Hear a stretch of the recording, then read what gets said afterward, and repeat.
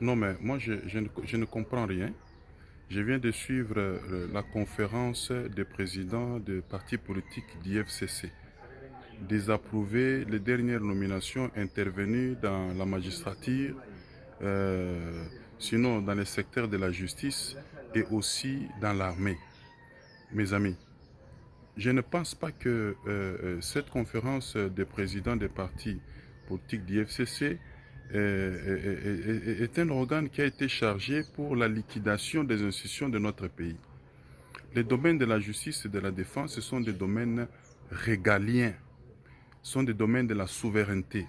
Je ne peux pas imaginer que les FCC et les CACH, c'est-à-dire les FCC, l'UDPS, l'INC, se mettent autour d'une table pour commencer à partager les magistrats de la République, pour partager les juridictions de la République et partager les parquets de la République ainsi que les officiers généraux et supérieurs, pour qu'on retrouve un jour des magistrats CACH, des magistrats IDPS, des magistrats INC, des juridictions pro-FCC, pro-CACH ou bien des parquets pro-INC, pro-IDPS, pro-FCC. C'est ça la balkanisation institutionnelle. La balkanisation territoriale se sert de ces supports, effectivement, pour diviser et séparer et porter atteinte à l'intégrité de notre territoire. Ça ne peut pas se passer. Trouver des généraux d'IFCC, des généraux de l'INC, des généraux de l'IDPS. C'est ce que la conférence des présidents des partis politiques d'IFCC voudrait exiger. Alors, mes chers amis, je crois que ça ne peut pas se passer comme ça. Ce sont des domaines régaliens et le chef de l'État intervient sans accord préalable de qui que ce soit, sans aucun partage.